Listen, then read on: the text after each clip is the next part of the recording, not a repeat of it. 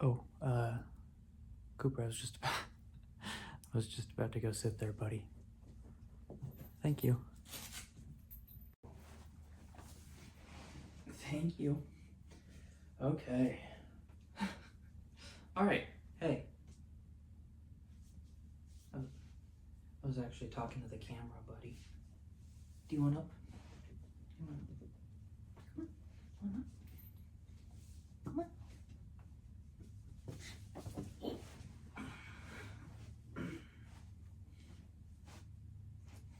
All right. Well, this is gonna be a little harder to do than I thought. Cooper, say hi. Say hi, Cooper. All right. Hey, let's finally start this video. I wanted to go over all of the books that I've read in 2024, and really that means almost all of the books I've read. I read a lot in elementary school and middle school, and then I stopped reading all the way until really the very end of 2023, October of 2023, and that's when I read my first book again, like really read my first book again, and kind of just started falling in love with reading all over again. There are going to be a lot of cuts in this. This isn't like a Kevin Toll video or anything. I use a lot of cuts to cut out a lot of mistakes in my speech. But anyway, I wanted to go over all of the books that I've read, kind of the books I chose to read, and a little bit why I chose to read them and what I ended up. You want to get down? You want to get down, or are you just adjusting?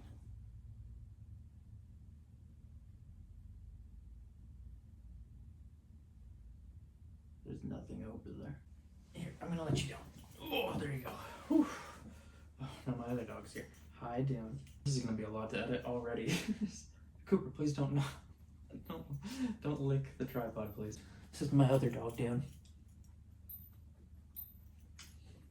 I gotta stop delaying. The first book I read was Into Thin Air by Jon Krakauer, and I gave this book a 4 out of 5. I read it in October of 2023. I really enjoyed this book. It's a true story of this guy's experience of climbing Mount Everest and the crazy things that go on, the deaths of the people around him, and how dangerous Mount Everest really is. But Jon Krakauer, I hope I'm saying his name right too, Into Thin Air. After I read this book, I really wanted to pick up another book by him because I was like, hey, why not? This is an author I know I like now, because it was the only book. So I picked up Into the Wild by Jon Krakauer. And this book I didn't like as much. I ended up giving it a 3. I read it immediately after this, after Into Thin Air in October. This is about Chris McCandless, and it's another true story. And he is a man who one day kind of left everything behind and went into Alaska, went to live in the wilderness of Alaska, and left his family behind, his friends, didn't tell them anything. And Jon Krakauer gets personal accounts from people he met along the way, and is able to kind of piece together this whole story of what Chris McCandless, maybe it's McCandless, I don't know, what he went through. And it's another good book. It's a great book, but I think Into Thin Air was a little bit better. The next book I read is a book I think everybody's read. This isn't the copy I read either. I bought this book after the fact. 1984 by George Orwell. I gave this a 4 out of 5. I really enjoyed it. I think everybody kind of knows what it's about, but it's kind of a dystopian future of Big Brother's always watching, and a guy named Winston Smith. Winston Smith.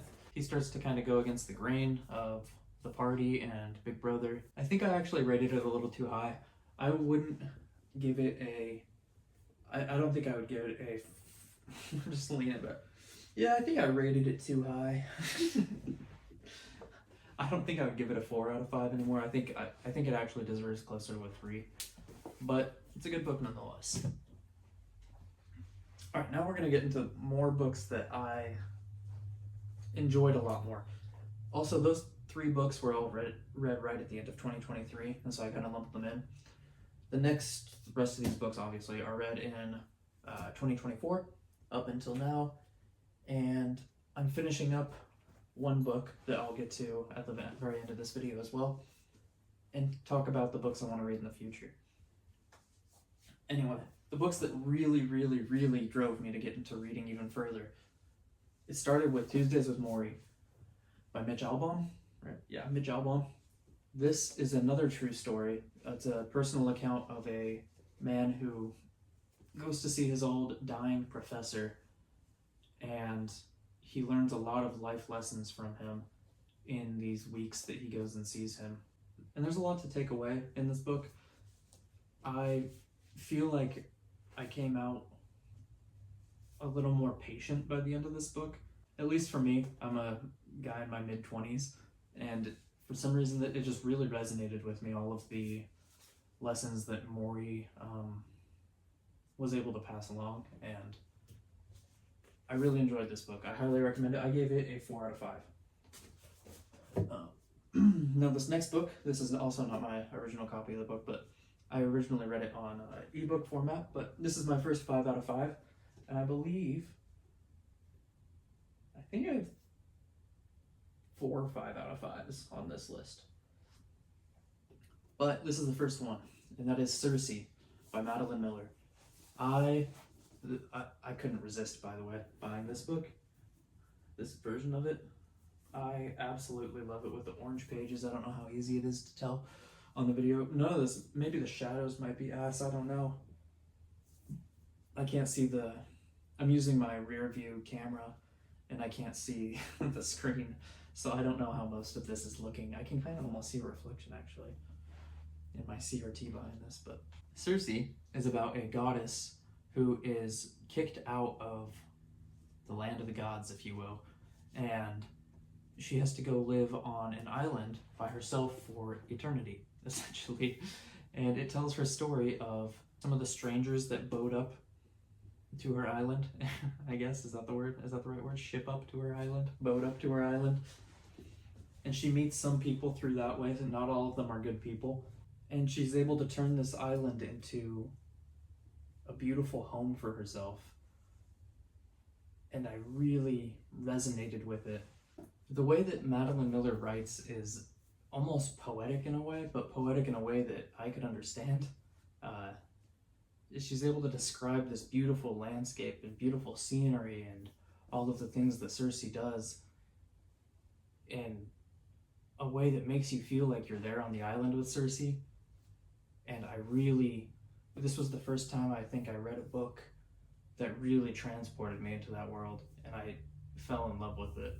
And I said that this was my favorite book of all time for a while, until I read another book on this list, which is, I think, the last 5 out of 5 I've given so far. It is. So it'll be the last 5 out of 5 on my list here, but Circe, it's an amazing book. Give it a shot. I'm sure most of you have heard of it. She wrote another book that is also on my list coming up soon, so. Boom. 11/22/63. This is the first Stephen King book I read, and god damn it, I don't think I could have picked a better one to start with, because this is phenomenal. It is about a man who finds a portal. This is going to be a very brief, dumb version, but he finds a portal and is transported back into 1120. He's transported back into September of something of 1958, 5 years before the Kennedy assassination, and it is about him living those 5 years as a man from 2012 who's transported back in time to 1958, and he lives those 5 years to build up to try to stop the Kennedy assassination. And it is amazing. It's not horror. It is all historical fiction, I guess is what this is, but it's awesome. I loved it. And I fell in love with Stephen King after this. And it made me decide that I want to read every book written by Stephen King, just like Kevin Toll. He's done that, and that is a huge accomplishment, and I want to do that as well one day. It's going to take me a while, but I'm going to do that. After those big books, I decided I needed a smaller book. The Yellow Wallpaper by Charlotte Perkins Gilman. This book was written in, I believe, like the 1800s or something like that, 1892. My copy was printed, I don't know if you can see that, but it says June. I don't even know if I'm near the camera. Am I even near the camera? It says it was printed like June 7th of 2024, and I had ordered this June 6th of 2024 and got it on June 8th of 2024. So it's just kind of cool to have it freshly printed. But I got this way after I read the original version. I actually just read it online. I just Googled like PDF of the Yellow Wallpaper. This is about a woman who is insane, essentially, and she is seeing a woman in the wallpaper, and it gets crazier and crazier. It's kind of hard. It was kind of hard for me to read. The writing is definitely of the time, and I struggled with understanding some of it. I had to reread a lot, go back and read again to try to really comprehend what was all going on. But it was phenomenal once I got through it. I gave it a 3 out of 5, and I still think that holds true. It feels like a fair rating for it, but it's really good. It's a very short book. Next, I went back to Stephen King and read some Misery. Misery is fantastic. This was my first horror, I guess. I don't know if this is horror. Really, it feels more suspense than anything, but I gave it a 4 out of 5. It's about a man, Paul Sheldon, who is terribly hurt in a car accident, and he's a writer, and his number one fan happens to find him and brings him to her house to hold him hostage, essentially. And it's insane, the things that go on in this book. My girlfriend and I we watched the movie with Kathy Bates after I read this book, and we did that with all of the Stephen King books that I've read so far that have movies, because I haven't seen any of the Stephen King movies either. So we watched the movie after I finished this book, and it is not nearly as gruesome as some of the stuff that happens in here. At one point, she puts a lawnmower on a dude's head, I think, if I remember right. That doesn't happen in the movie. But it's crazy. It's a very good book. 4 out of 5. The next book I read was actually a bit of a disappointment for me. This is The Song of Achilles by Madeline Miller. I loved Circe. I just talked about how much I liked it. And this was a very big letdown to me. It is about Achilles and I can't even remember. Patroclus. Patroclus is the main character of this book. He is Achilles' gay lover, and the whole book revolves around them kind of falling in love and also going to war. And this made me realize I don't like romance in books very much, because I was so bored every time, and I hated the main character. This was one of the most unlikable main characters that I've ever that I've read. I hated Patroclus. Honestly, I didn't like anybody in the book. I gave this a 3 out of 5, and honestly, if I rated it now, I think I would give it a 2 out of 5. It is not for me. What is for me is another 5 out of 5, The Shining by Stephen King. The Shining is about a man who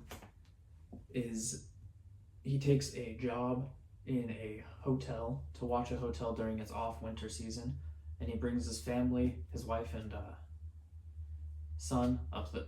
Does he have a daughter too? No, it's just his. He brings his wife. I don't know why for a second I thought he had a daughter. He brings his wife and son up to the hotel with him, and he slowly goes crazy. He already was on the brink of going insane. He had everything going wrong in his life, and this book really shows his dive into madness, and it's awesome because it's just a family trapped in a hotel with some paranormal shit going on, making this family go crazy. Super cool, super good book. The movie is alright. This is a 5 out of 5. Another 2 out of 5. I wish I could have liked this book. No Country for Old Men by Cormac McCarthy. I gave it a 2 out of 5.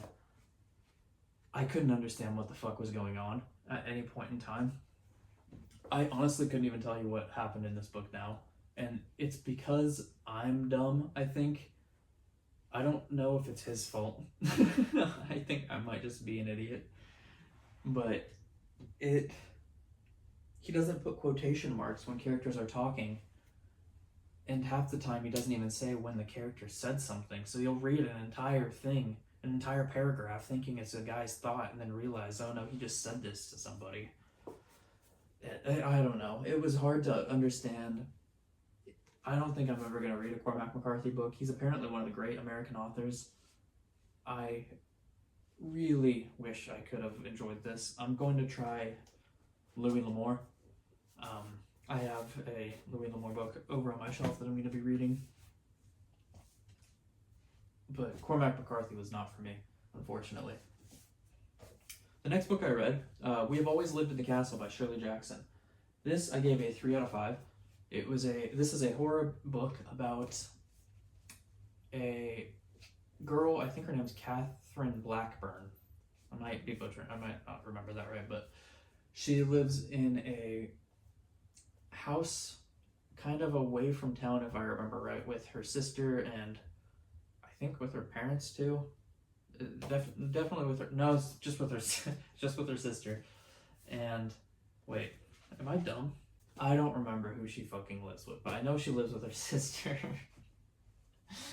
Oh no! I should have at least skimmed through them again to.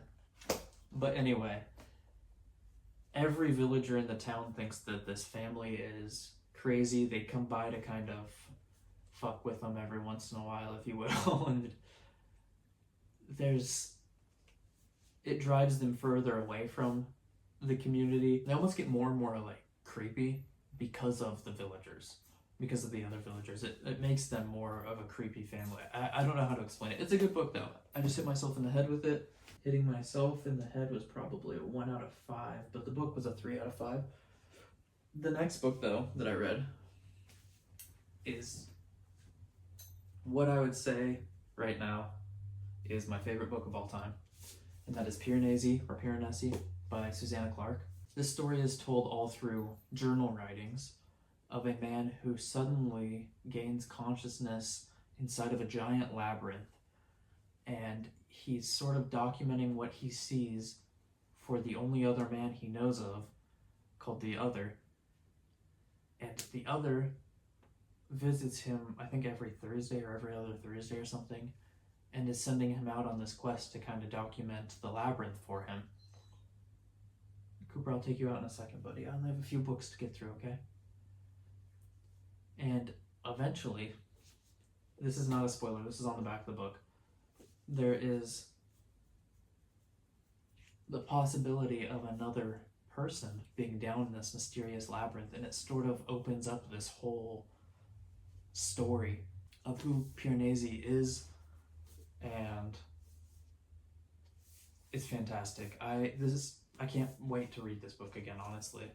But I have so many other books that I feel like I would be cheating on all of the books that I need to read to reread a book right now. The next book I read is a Stephen King book, Pet Sematary. This I gave a 4 out of 5.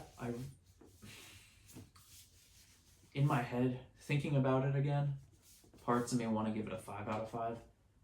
But I remember not liking the end very much. But this is about a family who lives alongside a very busy highway and next to a pet cemetery, and they happen to have a cat. So you can kind of see where that would go, of the cat going into the highway. And it kind of starts a story from there of what would you do if you could bring your pet back to life, and what would that pet be like, and it goes on from there and explores even deeper topics, but it's a very good book and I really, really enjoy it. 4 out of 5, kind of 5 out of 5.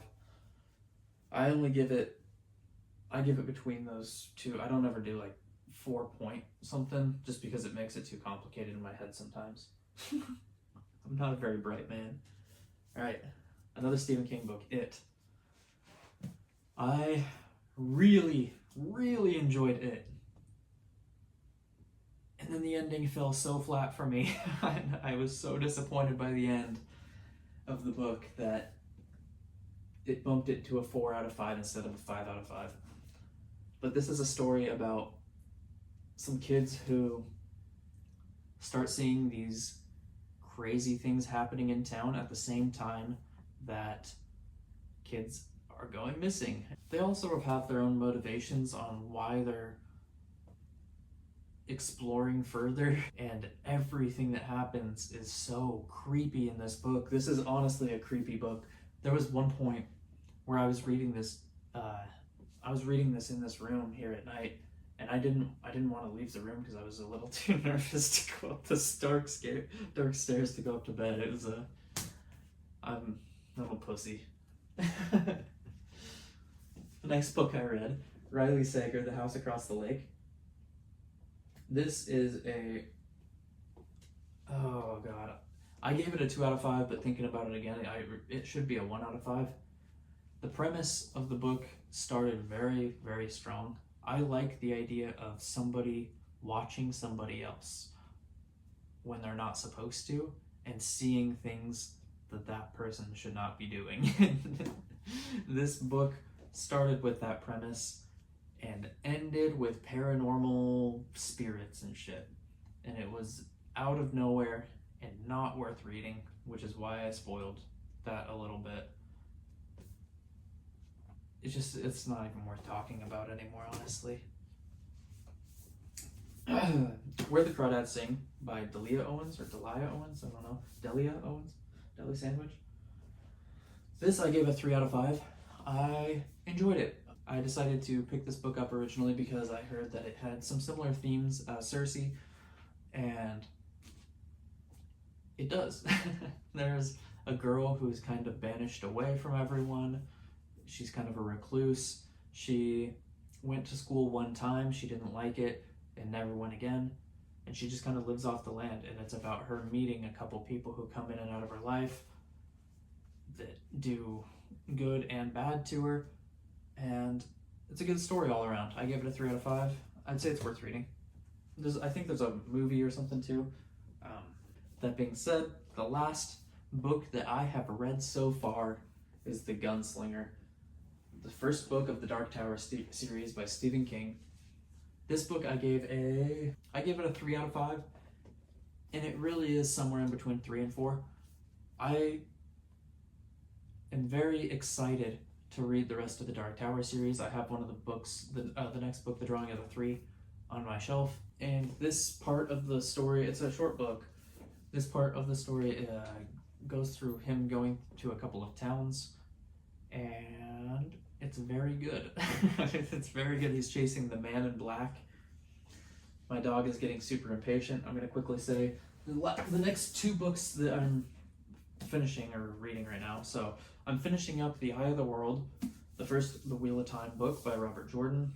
I'm actually a little further than this. I read some on my e-reader, but I'm really enjoying this so far. I'll probably post a review of this book afterwards. I want to maybe start reviewing more of the books. I don't know. And it'll be fresh on my mind when I do it, so it won't be a disaster like talking about all of these books. And then the next book I'm reading after that is Mr. Mercedes. Anyway, I appreciate you watching and sticking around. If you stuck around this long, it was a long, scattered video. I think it surprisingly went a lot better than the video I tried to record a couple days ago. So I appreciate you sticking with me. Thank you so much.